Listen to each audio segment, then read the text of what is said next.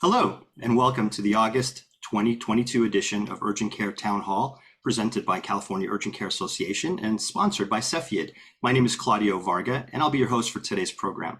The Urgent Care Town Hall, presented by California Urgent Care Association and sponsored by Cepheid, is a monthly virtual meeting open to anyone and everyone, free of charge, where we share and discuss all things related to urgent care, both in California and nationally. The California Urgent Care Association is the state chapter of the National Urgent Care Association.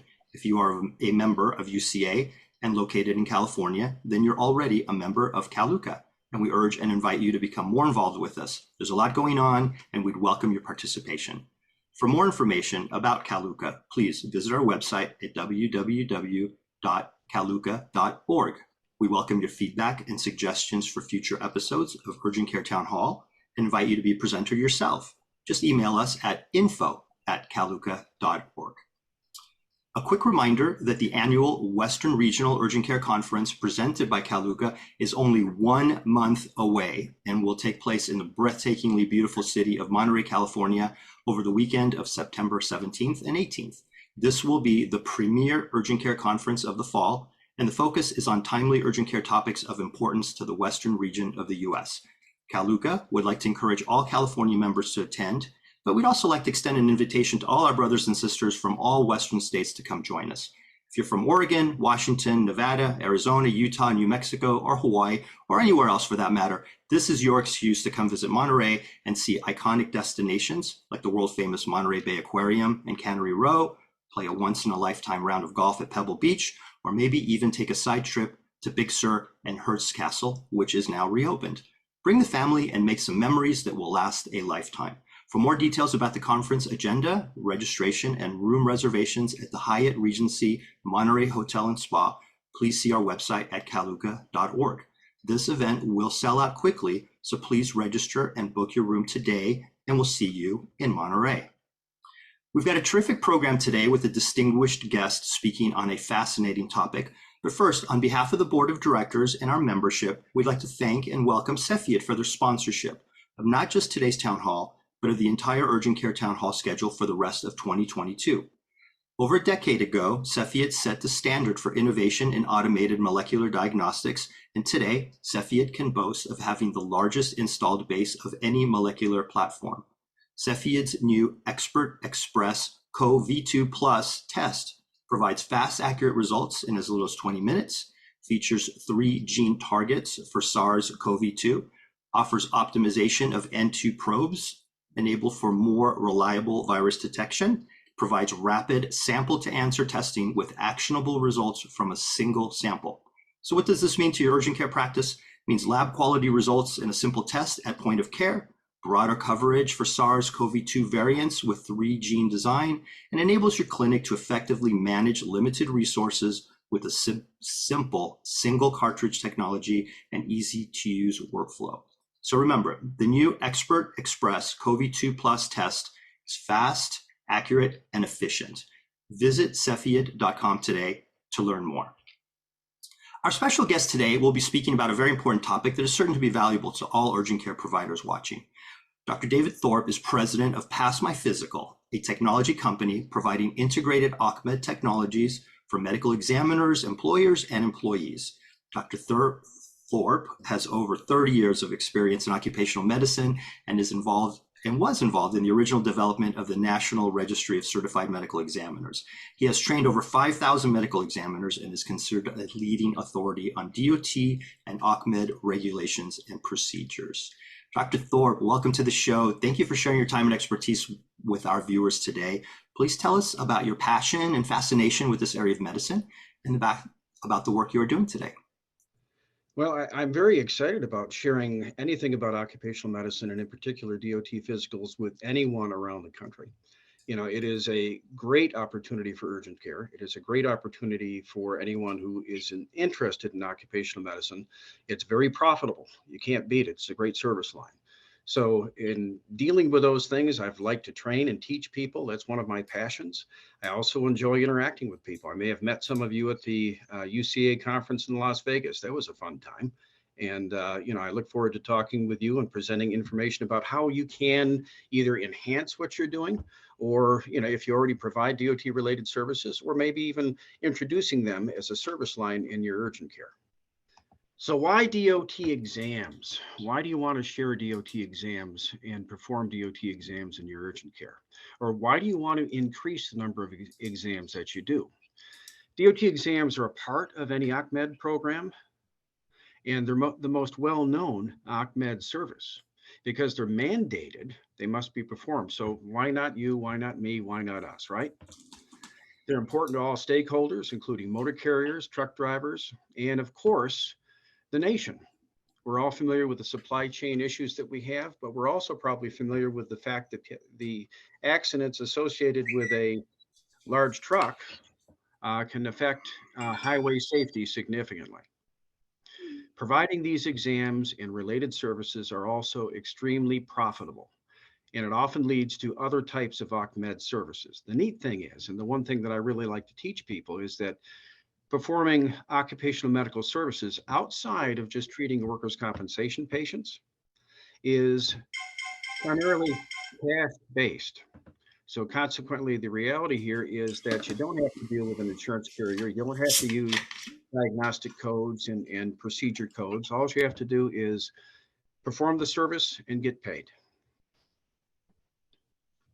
So what's the responsibility of a medical examiner who performs these exams? It's to ensure that the driver is fit for duty. It's really not to diagnose or to treat a patient. It's a different type of encounter.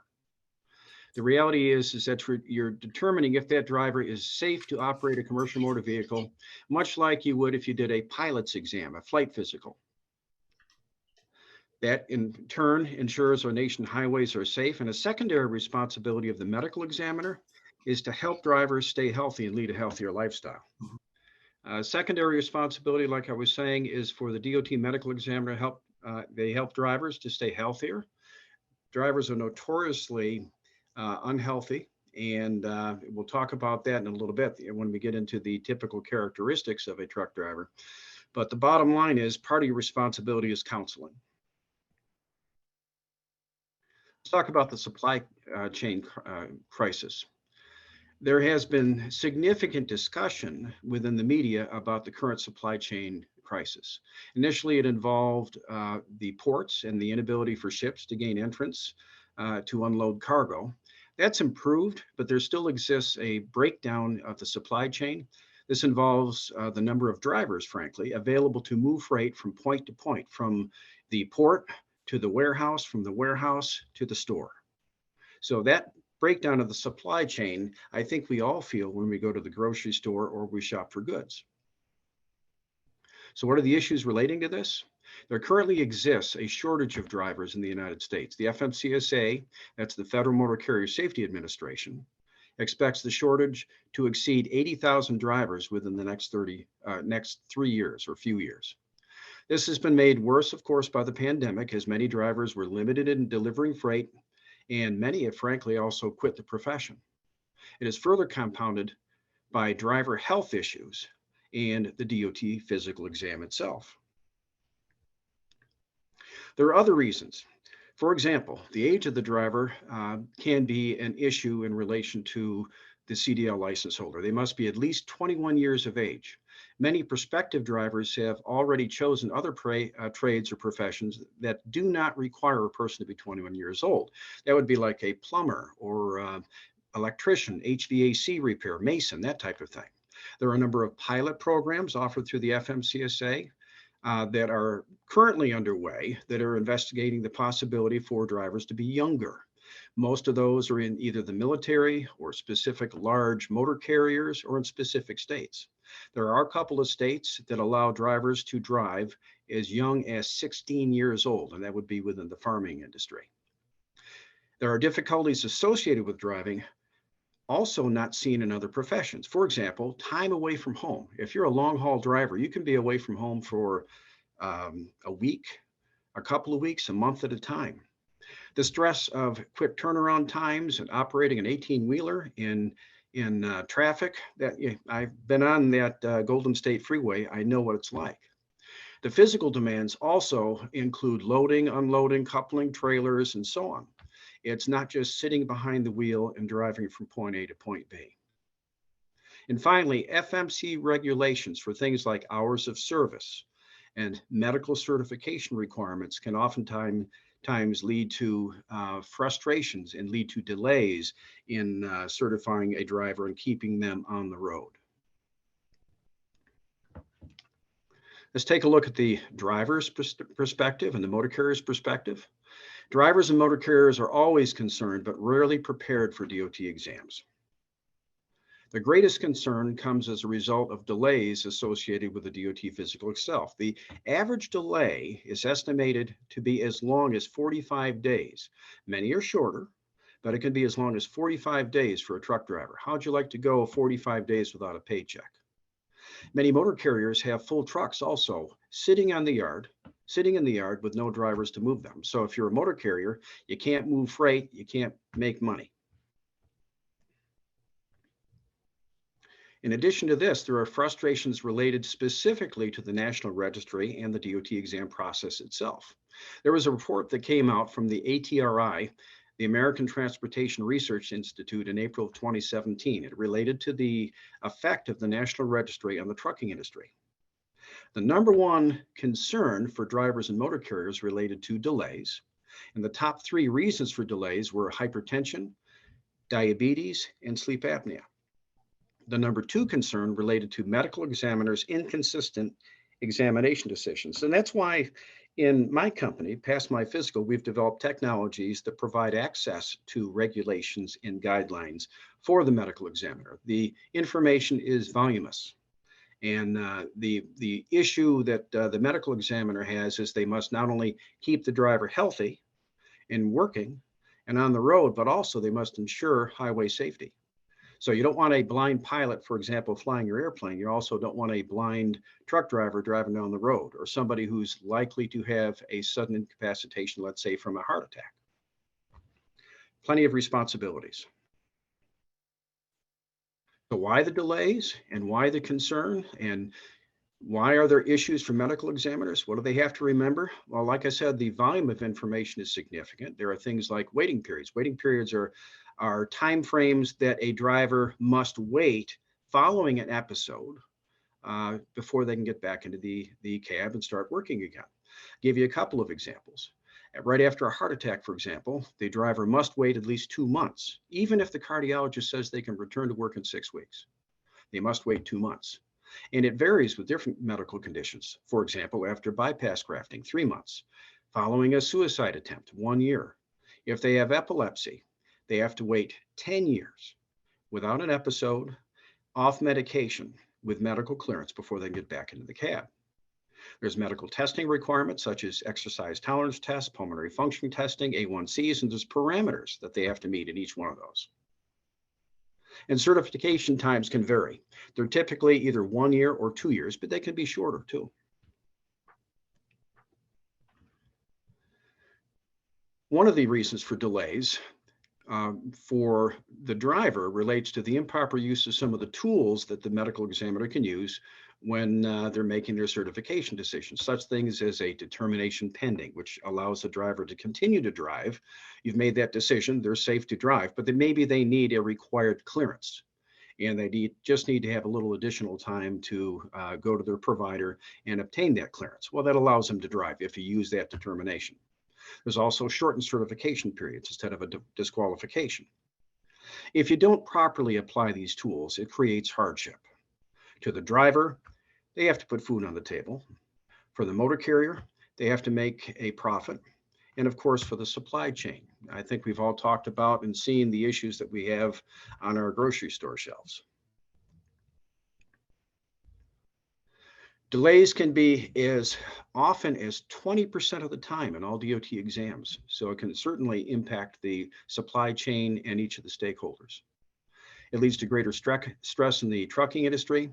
Therefore, helping to eliminate the delays will benefit the trucking industry as well as the supply chain. Let me give you the particulars about the typical truck driver. I wish you could see this picture. They're a male, greater than 90% are men. It's an aging population. They're older than 40 years of age. The average age right now is 48 years old. They work in a mostly sedentary occupation. They're overweight. They're smokers. They have poor eating habits. They are less healthy than the average person. They have more than 2 medical conditions, cardiovascular disease being the most prevalent. They're at higher risk for chronic disease, fixed deficits, gradual and sudden incapacitation, and comorbidities. But providing these exams, despite all of those responsibilities that we have as medical examiners, and providing the related services that we can provide, such as drug and alcohol testing, it's really big business. How big? There are 3.5 million active drivers who have a CDL, commercial driver's license. There's another 3.5 million inactive drivers. They're not driving anymore, but it's pretty hard to get a CDL, right? So they don't want to give it up. It's a nice second option for them should the economy go south. DOT exams are also mandated, like I said. They must be done at least once every 2 years, and that's for the healthy driver, but 43% have a shortened certification, typically 1 year. Therefore, out of every 100 drivers in a fleet, there will be approximately 70 recertification exams done per year.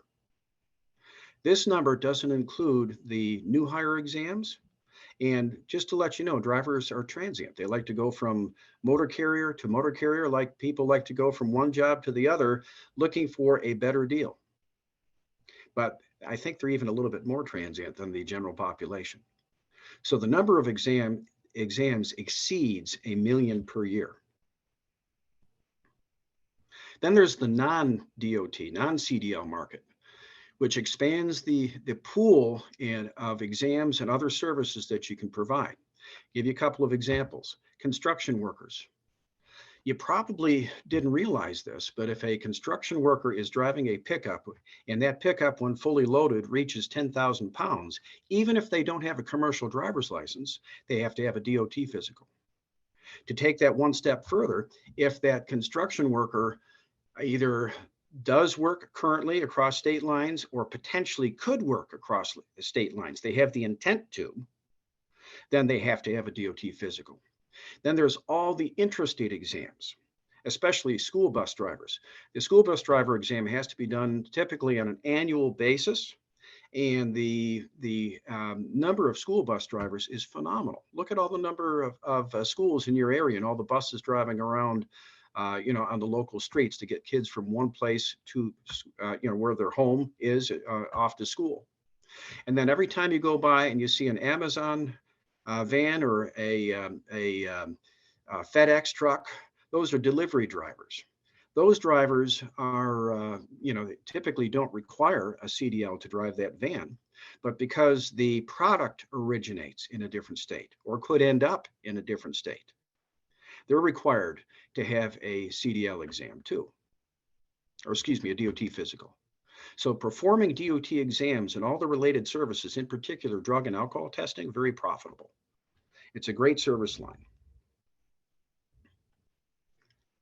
Now, although there are many well-known, very large companies that you could work with in performing DOT exams, they're not the only ones that you should concern yourself with. There's companies like FedEx and JB Hunt and Schneider and Swift Night Transport. Those are the biggies. They might have 10,000 drivers, 15,000 drivers. I think Swift Night has 23,000 drivers.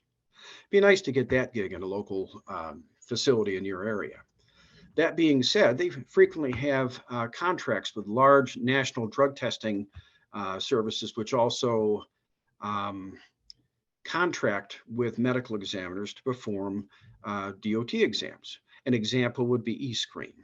Now, I'm not telling you who to work with and who not to work with. I don't like working with eScreen because they ask me to take a lesser than fee for myself. And then to try to get paid from them is like 6 months before you can get paid, numerous phone calls and plenty of stress. What they like to do is offer you a reduced fee. In my area, I charge $95. What they would offer me is $55 or $65. Then they charge the motor carrier $85 or $95. They keep the difference. You do the exam, you take the responsibility. So I'm not fond of them, but if that's where your business comes from, I think that's fine. But there is plenty else out there for you. Most of the motor carriers in your areas will be small mom and pop motor carriers. They'll have 100 drivers or less. Small business is big business. So performing DOT exams on those facilities is going to be your bread and butter. I already talked about the reason for doing these exams, and one of the reasons, certainly, and probably the most important reason, is highway safety. Just a couple of quick thoughts on that. The ART, or Office of Analysis, Research, and Technology, which prepares all of the economic and statistics and environmental analysis for rulemaking, all right? They have done a complete analysis for truck crashes, and they've determined, which you can expect, you can assume on your own, that they're catastrophic. There's greater risk for loss of life, injuries to occupants in smaller vehicles. There are environmental risks associated with the hazardous materials. And some commercial vehicles may carry members of the public. That's the transportation industry. So accidents with buses can be catastrophic and cause loss of life. The economic impact is significant. So the primary role, obviously, for us as medical examiners is highway safety and making sure that driver is fit for duty, safe to operate a commercial motor vehicle. So what does the urgent care need in order to perform these services? If you're already doing them, you know that you need a provider who is listed on the National Registry of Certified Medical Examiners. If you're not doing them, you need to have somebody. How does that occur? They must have a valid license in the state that allows them to perform physical exams. They must complete accredited training. We offer a course through Pass My Physical, an accredited training program. They must pass the National Registration or National Registry certification test. That NRCME exam is a board level exam. It's a 2-hour exam, 120 questions, multiple choice, and it's challenging. 83% pass first time through. The other 17% usually end up taking it more than twice. There are 5 provider groups that are identified who are able to perform DOT physical exams. They are MDs, DOs, nurse practitioners, PAs, and chiropractors. Nurse practitioners and PAs probably are the largest groups, and they most likely perform the greatest number of exams. Some statistics that I am aware of in relation to the urgent care industry and DOT exams and occupational medicine. We all know that there are greater than 9,000 urgent care facilities around the country. One statistic that pops out for me is that 73% perform OCMED services. It's a great service line. Of that, most perform many non-work comp services, including DOT exams. And I'd have to say that DOT exams are probably the most common OCMED service amongst all of those facilities that they provide. The best way to begin providing OCMED exams and services is to provide the mandated services, and the first choice should always be DOT. Let's talk about some strengths for urgent care and some weaknesses. You have to know your own strengths and weaknesses in order to be successful, right? So what are your strengths? You offer longer hours of service, available to provide a greater opportunities to schedule these exams at more convenient times. I'll let you in on a clue. Drivers appreciate the ability to schedule exams before 9 a.m. and after 5 p.m. The ability to schedule exams on weekends also is pretty important, especially on Sundays. Drivers often leave home on Sunday evening and they don't return back to work or back to their own home until the weekend, maybe on a Friday night. Now, what are some concerns for motor carriers and drivers? What are some of your weaknesses or the areas that you need to address? The first one relates to exposure to infectious disease. That certainly was not a problem before, but it is since the pandemic and since COVID-19. So provide defined times. Make people aware of the fact that you separate infectious patients from some of your OCMED services. And I think that's the way, and that's the solution to deal with that issue.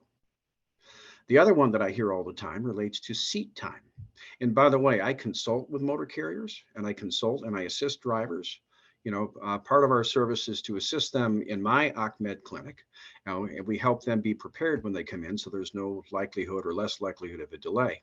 One of the complaints I hear from them about urgent care centers is that there's a longer seat time. They have to sit in the waiting room for an hour, 2 hours, whatever it might be.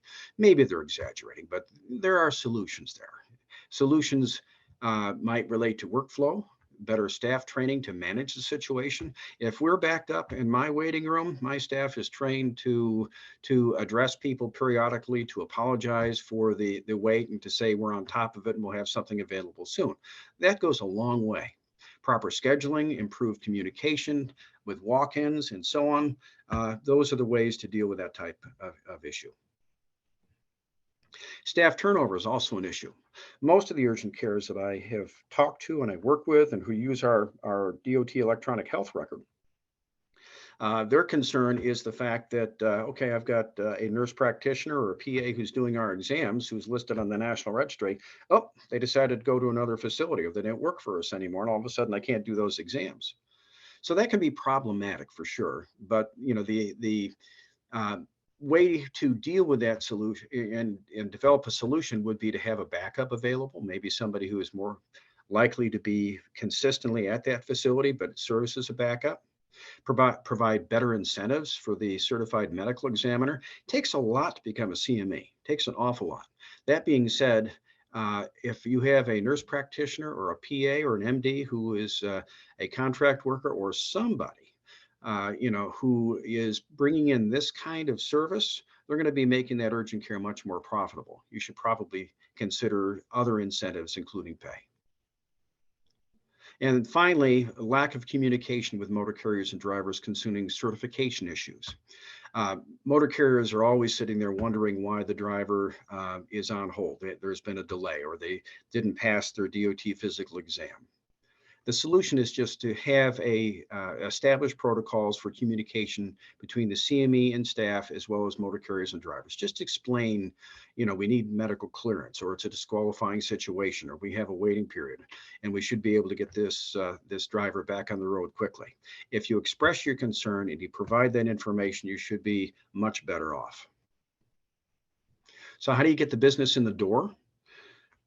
First, you have to understand your competition. You have to understand, just like we just talked about the overall strengths and weaknesses for urgent cares, you have to understand what your competition's strengths and weaknesses might be. And there's always going to be competition in most communities. Hours of service, are yours better or not as good? Location, are they closer to more motor carriers in the OR, or are you in a better position? Do they have proper staffing? Is there staffing turnover? Do they have a culture and attitude issue? Do they have any poor customer service? Do they have longer seat times? If you can beat those things, you'll get them to come to you. Pricing is also a concern. In all honesty, drivers and motor carriers are so likely to return to your facility if they like their experience. Even if they pay a little bit more, they will always come back to you. That being said, if you're just trying to start out in this area, then it might be that you may have to shop your competition, and that you may need to. And shopping means you call them up and you ask them how much they charge. What I've done in my office is I'll have one of my staff persons, a female typically, call up and say, my husband works as a truck driver. He needs a DOT exam. How much do you charge? You'll be able to find out how much they charge. And then if you're just starting out, you might consider going a few percentage points lower. If they charge 100, try charging 90 or 95. That might make the difference. Also, in trying to get started, you got to let people know you exist. So I always recommended putting something inside the facility, as well as some exterior signage, marketing to local, motor carriers, hubs, and school systems. You might need some promotional materials, like a one sheet. You might include information on your website. Don't forget things like LinkedIn and other social media, email campaigns, presentations, cold calls. That's the tough one. I hate cold calls. Most of the time they're not appreciated, but it sows the seed, so to speak. So consequently, it'll create a situation where you may pick something up later on. but consistency is key. There are some urgent care facilities and some people I consult with, some medical examiners I consult with who are doing 75, 100, 120 exams per week. There are others that are struggling to get 10 exams in a month. There is a difference. And the difference is one lets them know and the other one just sits there and waits. Those who wait usually end up not doing as well. You can get around different things, such as not having the most convenient location for doing DOT exams. Maybe you're not as close to a local hub or a facility or where most of the motor carriers are. You can provide mobile services. This is something that we do. It is a your place or mine philosophy. We go every Tuesday morning to Swift Transportation, the local hub, and we do probably 20 new hire exams every week, along with 20 drug tests. You can go to driving schools. We go to a local driving school. You can do research exams at defined facilities on a monthly basis. Sometimes motor carriers will say, we'll have X number this week, we'll have that number on another week, and that type of thing. They'll call you, they'll set something up, you send somebody out. School systems really enjoy the fact that if you can send a medical examiner to do all of their exams to begin the school year, then they'll love you for it. And you might come out with, goodness, this year we did 120 at one of our school systems in a few days, and we did 75 in another, so that's quite a few services in just in 2 different weeks, in a couple of days each time. One area that is a possibility relates to 24-hour drug testing. Now, frankly, that is a tough one. It's not something that we provide with our staff. I actually outsource that to USAMDT. They have a local affiliate and they do the off-hour services. You can have the entire, you can do all of those tests and so on, but what it does for you is that it brings all the other services during normal office hours into your facility. So that's an option. And lastly, be a one-stop shop. I've mentioned drug and alcohol testing a few times so far. Providing that is something that many companies, many motor carriers will really want. They don't want to go to 3 different locations or 2 different locations to get their services done. They want to get their drug and alcohol testing completed at the same place they do their DOT exams. And drug testing and alcohol testing are mandated. These are required to be done. They have a random test that has to be done on an annual basis. So 50% of all drivers must be tested annually for drugs on a random basis, and 10% of all drivers have to be tested for alcohol. That's on an annual basis. You take 3.5 million active drivers, and even those inactive drivers, that's 7 million. You divide that by 2, and that's the number of drug tests that are done. Whatever I do in DOT exams per year, we double in drug testing. Alcohol is not going to be as profitable. It's not only less likely to come into your facility, and nobody's going to do that in a new hire type test. However, it brings the other services to your system, to your facility. And both drug testing and alcohol testing, there's required training. With drug testing, you need a lab account. You need to get the supplies. We offer that. You need to have an MRO. Maybe you are an MRO in your facility, but you have to have one. We offer it through Pass My Physical. You need something to manage the consortium. The consortium is a random pool that drivers are selected. That's where the 50% and the 10% come from. Alcohol requires more expensive equipment. That would be for a breath alcohol test. You get into drug testing first, alcohol testing secondly. Keys to success: make sure you do it right the first time. My dad used to say, you only have one chance to get it right the first time, and that's true. Now, if you don't get it right, I've made plenty of mistakes in my lifetime. You do it right the next time. But the idea is to do your best to get it right. What do I mean by that? There are 3 rights that I'll talk about. You have to have the right decision-making in your exams, work to limit the number and length of delays, helping drivers to be better prepared, properly applying regulations and guidelines, and use of the tools that I mentioned earlier. You also have the right or need the right type of communication from before the exam, then during the exam, and with any issues as a result of the exam, from all staff members, from all providers to drivers and motor carriers. Be helpful, courteous, and friendly. And you have to have the right kind of effective leadership. It builds trust in your team. It builds trust and confidence with your customers. It allows you to focus on common goals with collective responsibility. And it helps you keep drivers healthy and on the road. This eventually leads to success, however you define it. All right, Claudio, I have completed and I am open for discussion and questions. We're open for business, Dave. Okay.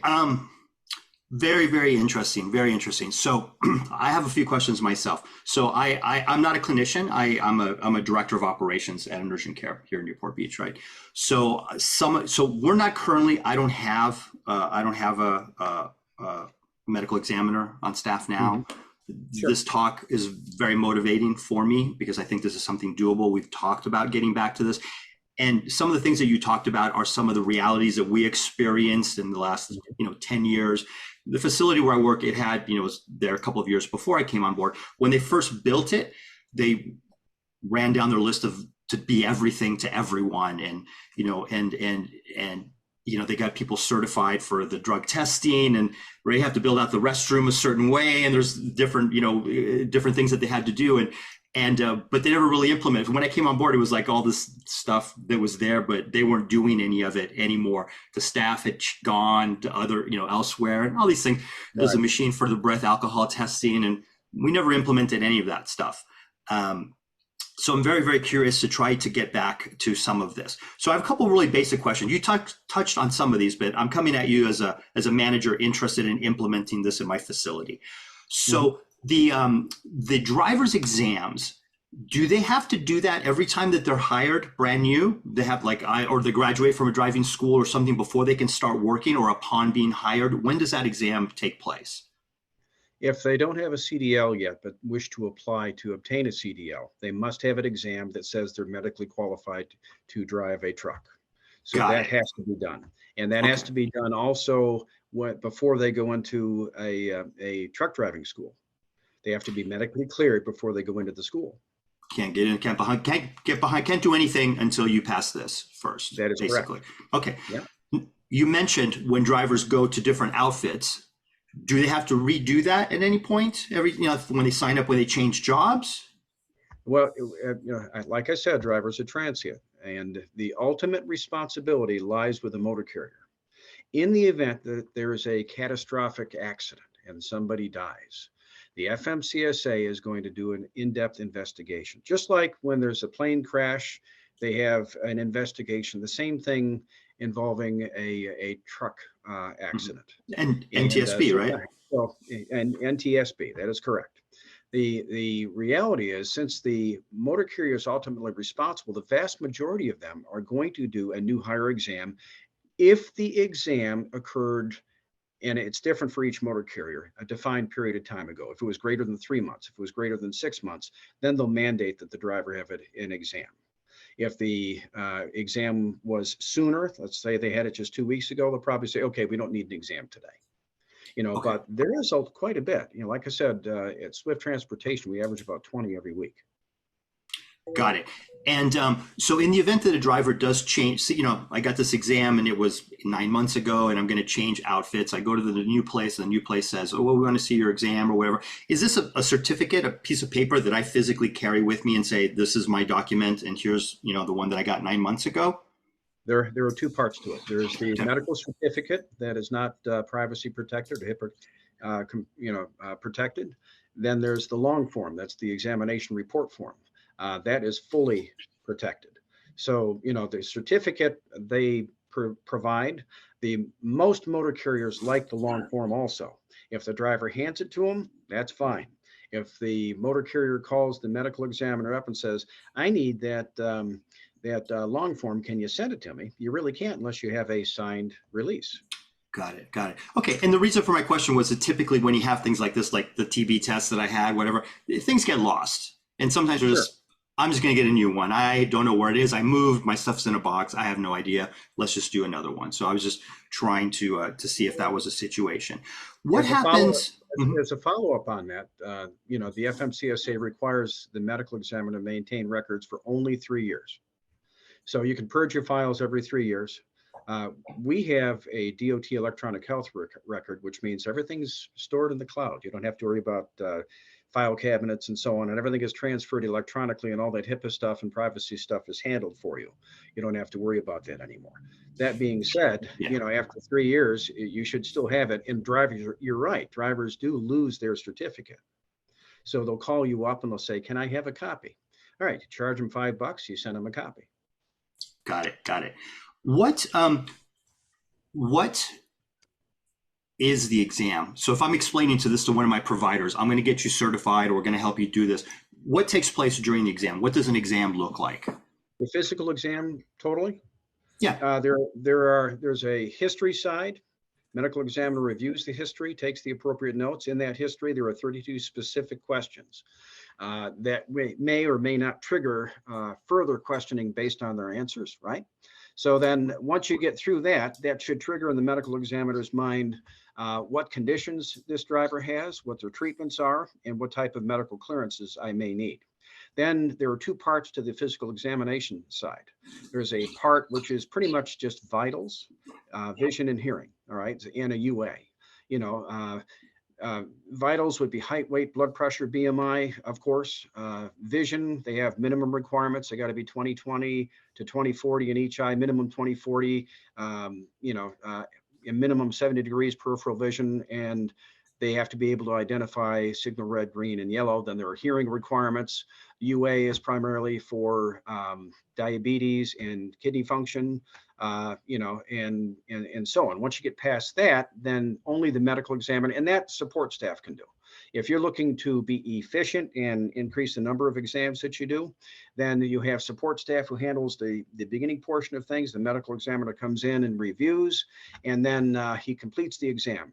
And it's the typical physical exam, auscultate the heart, auscultate the lungs, look for range of motion, look for, the ability to squat, to look for edema, look for pulsations, the typical things, abdominal exam, cardiology, respiratory exam, peripheral vascular disease, the typical exams you would do.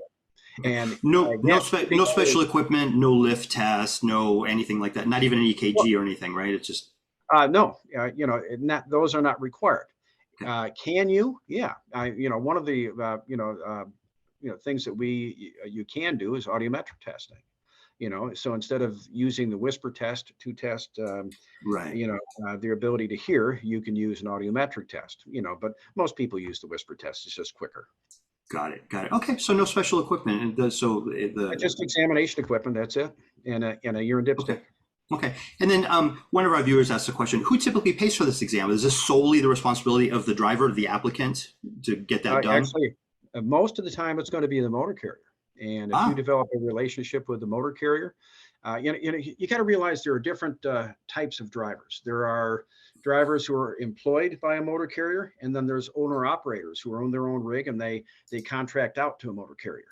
The owner operators will pay you cash on the spot. They'll open up their wallet and they'll have $50, $100 bills, and they'll plop one down right there for you.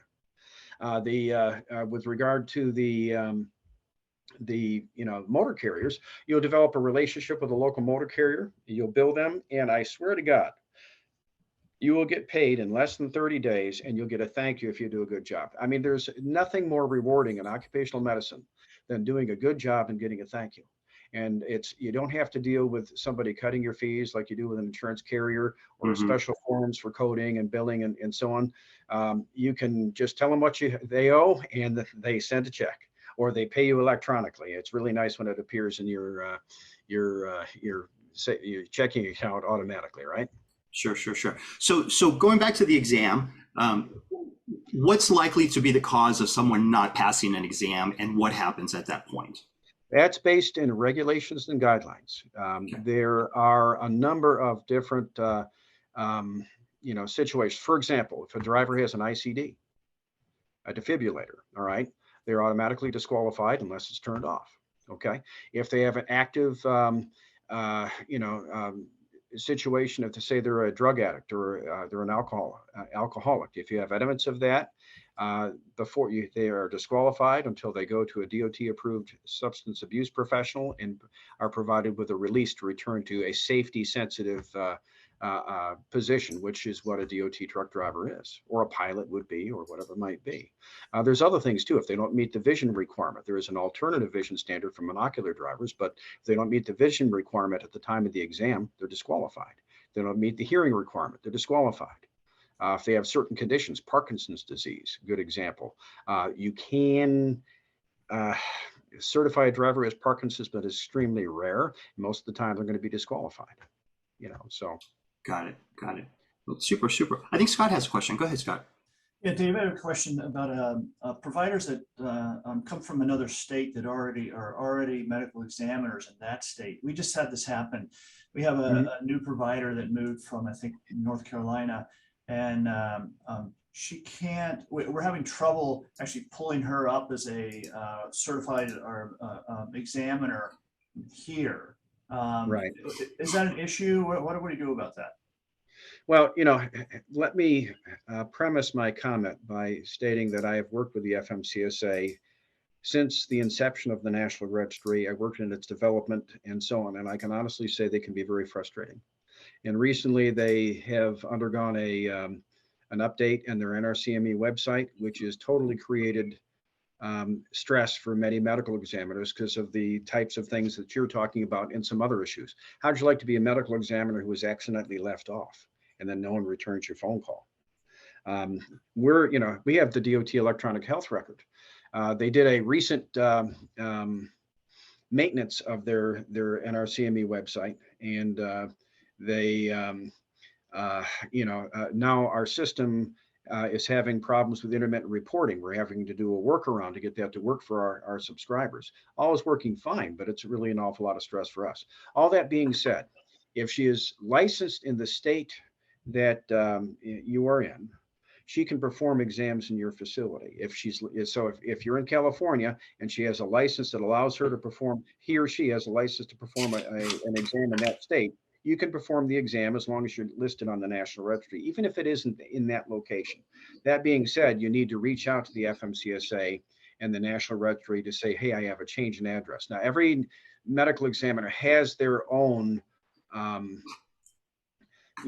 account with the National Registry. Right. She may be able to log in and actually physically change some of those things. Okay, great. We'll go give that a try. Yep. And So, I'm sorry. Go ahead, Scott. No, go ahead. Finish. Yeah. You also do. You offer training for new providers for the exam to pass the exam, right? Yep, I do. I've trained greater than 5,000 medical examiners nationally. I have done live training in the past. We have something up on our website right now for on-demand training, webinars, type training that is available for medical examiners. There's a course up there right now that's 9 hours. We're about ready to release a 6-hour course, which really cuts to the chase the things that are necessary to pass the certification exam, and is designed to help the medical examiner remember the regulations. You know, I think the hard part with the medical examiner is recall, and that's why we also offer systems that provide regulations and guidelines for quick reference. You know, they're all electronic systems. So yeah, we offer training. We offer training for drug and alcohol, respirator medical evals, fit testing, that kind of thing too. Great, thank you. Super. So just real briefly, and thank you for this. This is fascinating. Again, going back to my conversation with the provider, we're going to get you going. Yep. So what's the time commitment, just the real brief overview of what's involved on their part to get to the point where we can actually do exams? In order to do an exam, you have to take an accredited course. That's a must be. Okay. And, or a must do. And then you have to pass the National Registry exam, as I said in the presentation, which, if I did give you the slide deck or the PDF, you can pass that out to all the attendees and they'll be able to read some of that anyway. But, then they have to pass an accredited, a board level medical exam, 2 hours long, 120 questions. Okay. Okay. And Dave, I have a question about that. When I took the exam, it was like it was in person. I had to drive like an hour to find a testing site. Is that still the case? That is still the case. How long ago did you take your exam, Scott? Like 6 years ago, 7 years ago, I Okay. can't. So now you're doing the 5-year refresher training Right. and Yeah. download the 4 modules and so on. Uh, I'm in that 10-year category coming up on, so I've got to go through the entire process again, which means I've got to retake a course and, of course I teach it, so I already kind of know it, Right. Right. so, and plus I helped design the test uh, 10 plus years ago. So, in our system, we have, not only the course, but there's 200 plus practice questions and 3 actual practice exams, plus a workbook that you can use to prepare for the examination itself. So my next question, this is probably obvious. In your training course, does that satisfy the requirement for pre-test training? And Yes. Yeah. okay, all right. But yeah, in order to offer it, it has to be accredited, and it has to be accredited by, some agency that accredits for continuing education. Okay, great. Dr. Thorpe, tell us a little bit about Pass My Physical. So I go back to the office and I get a couple of providers and say, I talked to Dr. Thorpe. I'm very excited about this. Definitely we can do this. We want to get on this path to get you guys accredited and get going. And so what are all the things that Pass My Physical can help us with? I mean, you talk about EMR or records keeping and things like that. What is all of that? Well, we're a technology company that offers solutions for medical examiners. So we're more than just offering a DOT electronic health record. It's called DOT Insight EHR. And we're the only EHR that has the regs and guidance built into it. Our system already knows the regulations and guidelines. So when the medical examiner is reviewing the history or performing the exam, as they enter the data, and I'm also a high volume guy. I used to do 4,000 exams myself per year. That's a lot, man. Mm-hmm. So, in order to do that, you need to have a proper support staff, and you have to either write fast or have something that operates fast. Well, our system is designed for that, but you want to be accurate too. And the issue I've always had, and the concern, and that relates to my consulting with motor carriers and drivers, is proper application of regulations and guidelines. So the system guides the medical examiner through it in a way that it doesn't take time. For those still using paper exam forms, we have something called DOT Insight Premium that allows them to use their paper exam forms, but he'll still have the same access to regulation and guidelines. We have a training center. We have a private forum where you can talk with other medical examiners and ask an expert and on some of those tough questions, or something that maybe you forgot about and that type of thing. We have all forms available. There are new forms that are out there for the alternative vision standard and the alternative insulin dependent standard that have come out in the past year and a half. So, all the forms that you need for skill performance evaluations, they're in there too. So everything you need to be successful is there. We're going to be we have an online store, so if you want color cards to, one of the questions I get is, if a driver doesn't pass Ishihara's, if you can't see the little squiggly numbers and lines, are they disqualified? And the answer is no. All they have to do is be able to identify signal red, signal yellow, and signal green. So, we have color cards where you just say, show me the stop, show me the go, and show me the caution. If they point to it, then good to go. They're good to go. So maybe they have a red-green deficiency or something like that. So what? They can identify signal red, signal yellow, signal green. So I've never had anybody since 1993, since I've been doing these exams, ever not pass that portion of the test or the exam. Got it. So your technology, your electronic component, is that like a system that a provider, when they're going to go into the room and do one, they would log into that, like on a PC or something like that? Yeah. And or do you have the capability of integrating with existing EMR? One of our viewers said they have a great EMR system that allows for customization. Would it talk to that, or is it just separate, like standalone? Since the Urgent Care Association, conference in Las Vegas, we have been a real hot commodity. I have 4, current existing urgent care EMRs who are discussing with us integration. That being said, I have some medical examiners who don't want to integrate. And the reason is there are some of those EMRs that charge you an encounter fee. Hmm. So if they keep it separate, then they don't have to, so in essence, no, it doesn't integrate with any existing system. Yes, in the not too distant future, I envision it happening. Of course, building that capability takes a number of months, but it's a possibility.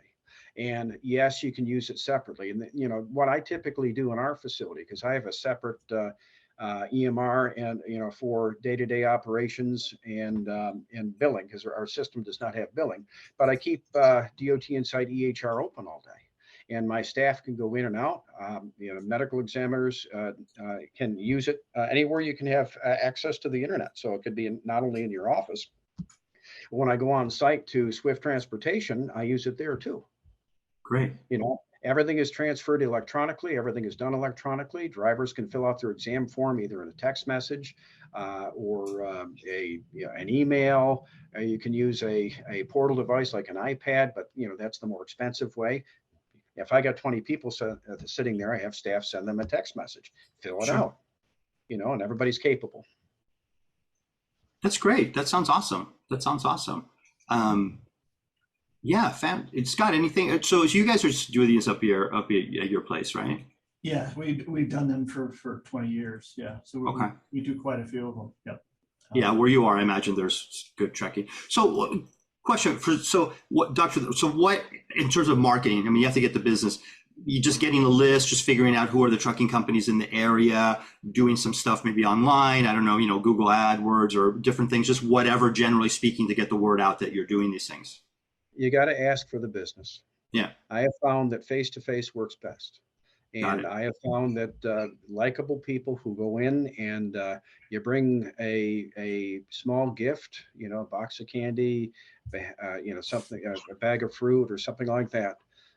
A pizza sometimes works best. Sure. That's, but and you just say, hey, we just started doing DOT physicals. I promise you great service, and if they say we're already using somebody, that's kind of, do you have marketing people, you guys? You have marketing people? Sure. All right. So you have people who understand these processes. I could sit here and talk KPI and pipeline marketing and all that stuff. That's another course. But, that in and of itself. As far as gaining access, you want to get to decision makers. Those are going to be safety directors, HR people, and above. And they're going to be loyal to their people. But your counter for that is going to be, okay, if you ever have a problem getting in, how about if we're going to be your backup? We'll serve as your backup. And one of these days, they're going to give you a call. And if you provide better price, all of a sudden, they're going to start transferring drivers to you or starting to use you more regularly. Got it. We provide for medical examiners a list of people in their area, which with all the decision makers and the contact information, including an email. So you can send out an email. Hey, I'm Claudio. I'm Scott. I'd like to do your DOT exams. You need to have some promotional material. You don't always have to go face to face, but there are things you can do that work, and consistency of messaging is key. That's all. And that's it. And that is the word of the day, right? Consistency, for sure. Thank you, Dr. Thorpe. We really, really appreciate it. This was very, very, very interesting. Very, very useful. Definitely. So once again, for everybody, go ahead. I was going to say, I apologize about not being able to get my slide deck up there, but no. I'm not sure why. I clicked share screen, but thank you, everybody. I appreciate it. Go ahead, Claudio. This worked out great. This worked out great. I think we got all the information that we needed, even more. So once again, our guest today was Dr. David Thorpe, president of Pass My Physical, and I'm guessing we can find you pretty easily. I found you pretty easily at passmyphysical.com, online. That is correct. That is passmyphysical.com. That is correct. Go on there and get all the information. If you're not doing DOT exams right now, like we're not, I'm definitely going to get this thing up and running. So you're going to be hearing from me very shortly. So quick reminder. I will. Thanks very much. So we're only 5 weeks away from the Western Regional Urgent Care Conference in Monterey, September 17th and 18th. I know all the viewers are getting reminders. Please go ahead and register. We still have some rooms available on our room block, but they're going fast, and we look forward to seeing you there. And because of the conference, we will not have a town hall a month from today in September. So we will be there in Monterey, and we invite you to join us on our next town hall, which will be Thursday, October 13th. So no town hall in September. We'll see you in Monterey, and we'll catch you again here on October 13th.